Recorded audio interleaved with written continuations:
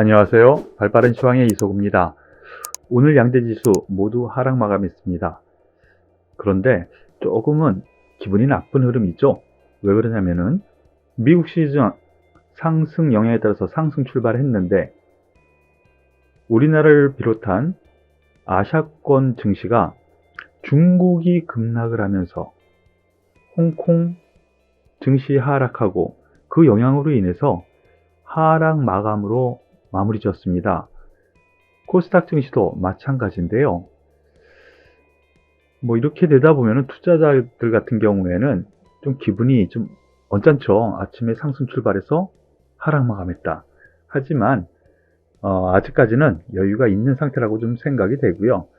중국 증시 하락의 원인, 헝다그룹의 파산설, 이것으로 인한 부분이 있다라는 얘기가 많이 들리는데요.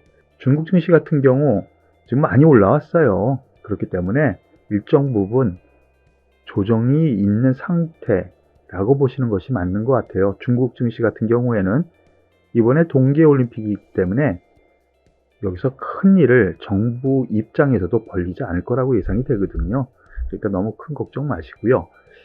다만 지금 저점은 잡았으되 올라가기도 힘들다. 그런 관점에서 박스권 흐름으로 좀 이어지고 있다는 점에서 종목별 장세 흐름이 나타나고 있기 때문에 종목별 접근이 필요하다라고 생각이 되네요. 한 종목씩 보겠습니다. 소형주가 요즘 가끔 올라와요. 관심 상위 종목으로 우진이라는 종목이 올라왔는데 이 종목이 어떤 종목이냐면요. 원자력 발전 관련주라고 보시면 돼요. 우진 400조 시장 핵 연료 재활용 기술, 바로 이 부분 잠시 밑에서 한번 보고요. 미국 승인이 떨어졌다라는 뉴스가 있었습니다. 그렇기 때문에 핵 연료 재활용 시장, 그러면 핵 연료를 재활용하려면은 제염 원천 기술이 필요하거든요. 그래서 그 원천 기술을 가지고 있는 이 우진이 수혜를 받을 거다라는 부분입니다. 그럼 이 내용 잠깐 살펴보죠. 우리나라가요, 핵 연료를 다시 쓰는 기술을 가지고 있는데요. 미국의 허락을 맡아야 돼요. 원자력 관련해서는요. 우리나라는. 그런 점에서 미국과 한국 공동 시행한 사용 후 핵 연료 재활용 기술, 파이로프로세싱이라고 합니다. 그리고 차세대 원전, SFR이라고 하죠. 바로 이러한 부분을 지난 9월 1일 최종 승인했다는 것이 이제 언론을 통해서 나타났어요. 그러므로 인해서 오늘 우진이 상한가 같고요. 그리고 원자력 발전 관련 종목들이 많이 상승했습니다. 한전산업 7% 아주 깨끗하게 끝났죠. 그리고 대장주인 두산중공업 역시 이제 바닥권에서 탈피하고 크게 보면은요. 쌍바닥을 긋거나 삼중바닥이라고 할 수도 있는 대바닥 형성의 모습이에요. 이제 시작할 수도 있다라는 관점으로 이 종목은 봐야 될 것 같습니다. 그렇기 때문에 원자력 발전 관련주들 이제 다시 또 가자. 제가 여기에서도 한번 얘기도 했었고 여기서도 얘기했었는데요. 이제는 다시 한번 갈 때가 되지 않았나 라는 생각이네요. 같은 맥락에서 한전기술도 위치는 거의 비슷하죠.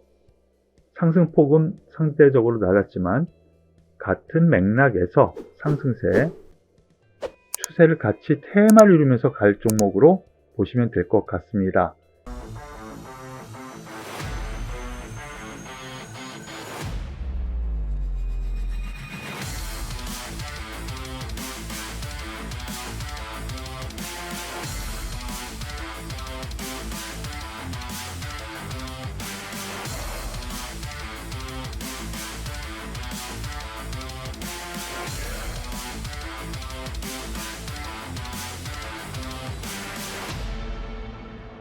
다음 HLB를 보겠습니다. 6% 넘게 상승하면서 관심을 끌었는데요. 여기에서 G3BNT 인수, 이거는 G3BNT의 호재고 HLB에서는 비용이 나가는 거니까 그렇게 호재라고는 할 수는 없는데요. 바로 이 뉴스입니다. 증선이 HLB 공정 불공정 거래 특정 못해서 검찰 고발 아닌 통보로 마무리. 이게 무슨 얘기냐면요.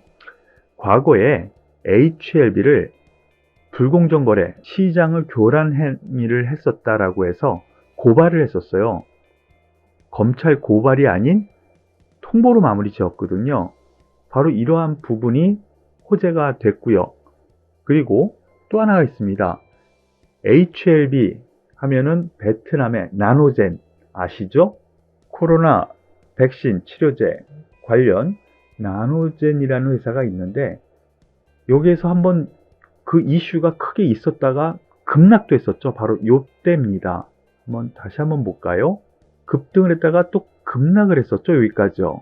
여기서부터 여기까지 급락을 했었는데 이거 왜 그랬느냐? 신청을 했는데 보류를 시켰어요. 그런데 다시 재신청을 했다라는 뉴스가 나왔습니다.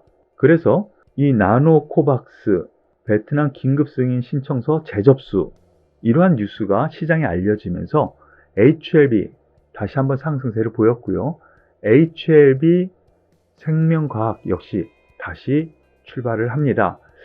이러한 부분이 노출된다라면은요, 아직까지 긍정적인 접근 필요한 부분이 아닌가라는 생각이니까 이 부분도 참고하시길 바라겠습니다. 더불어서 포스코 인터내셔널이 어제 조금 올라가는 듯 하다가 오늘 또 7% 정도 상승 마감했습니다. 이거 왜 그랬는가 하나씩 살펴보면은요, 특별한 이슈는 없죠. 이전에는 전기차 부품 수주라든가 이러한 부분이 있었는데요. 최근 들어서 천연가스 가격이 급등, 오늘 아침에도 또 급등했습니다. 미국 시장에서요. 그런 것이 이제서 반영이 되는 겁니다. 이 부분은 어제 공개 방송에서 공개 매수 추천도 했고요. 그리고 무료 회원께도 문자를 드렸는데요. 그것이 나중에 기관에 매수가 들어올 거다라고 말씀을 드렸는데 오늘 장중에는 9% 가까운 급등세가 나옵니다. 천연가스 그리고 원유 가격 이런 점에서 놓고 보면은요, 추후에도 조정 시에는 매수 관점 맞지 않을까라는 판단이니까 이 부분도 참고하시고요.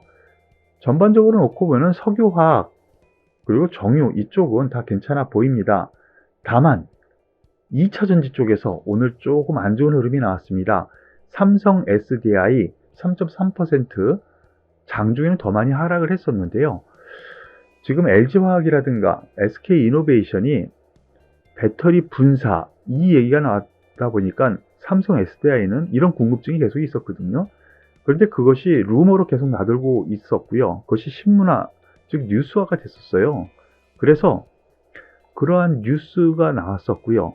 사실이 아니라고 하는데도 불구하고 SDI 배터리 사업 분리 검토 보도 사실 아니야. 이거 어제 장 끝나고 나온 거거든요. 근데 그러한 부담이 좀 있었고요. 그리고 기관 쪽에서요. 레포트가 나왔는데 영업이익 부진 전망 이러한 부분이 나왔습니다. 그러면서 삼성 SDI 오늘 3.3% 하락했는데 장중에는 5% 넘게 하락했었거든요. 이러한 배터리 분리 이슈는 결국에는 계속 투자를 해야 되기 때문에 삼성 SDI도 거기에서 벗어나지는 못할 것 같아요. 그러한 우려는 계속 나올 것 같은데요. 하락 추세 안에 있거든요. 76만원 선, 여기에 1차 저항이 있으니까 이 부분 참고해서 매매에 임하시길 바라겠습니다. 다만 오늘 저점은 일단 단기적으로 저점은 잡은 것 같네요. 그리고 SK이노베이션도 오늘 관심주 상위 종목으로 나왔는데요. 오늘 임시주총이 있었죠. 배터리 사업 분리 승인, 분할 확정, 배터리 사업 분할 확정 이거로 인해서 하락했다라고 지금 뉴스는 나오고 있는데요. 지금 이것뿐만이 아니고요. 이거는 이미 아는 내용이잖아요. 여기서요. 이미 알았던 내용이고 그것이 확정됐다고 해서 다시 떨어지는 것보다는요. 테슬라에서 파우치형, 즉 우리나라 LG화학이라든가 SK이노베이션에서 만드는 파우치형을 이제는 안 할 것 같다라는 뉴스가 있었습니다. 그러한 부분이 노출이 되다 보니까 LG화학도 그렇고요. SK이노베이션도 부정적인 뉴스 마이너스 알파의 뉴스가 나온 거죠. 그런 점에서 오늘 하락했다라고 보여집니다. 다만 SK이노베이션 같은 경우에는요, 정제 마진 상당히 좋아지고 있거든요. 그것이 플러스 마이너스 알파 한다면은 지금 입장에서는 23만원 아래, 만약에 추가 조정이 나온다면 오히려 저가 매수가 맞지 않을까라는 판단 말씀을 드리겠습니다. 그리고 마지막으로 오늘 테마 업종에서 움직인 종목군들이 있는데요. 건설주들, 주택 관련 건설주들이 좀 상승이 좀 있었습니다. 현대건설이 2%, 장중에는 3.6%까지 상승을 했었고요.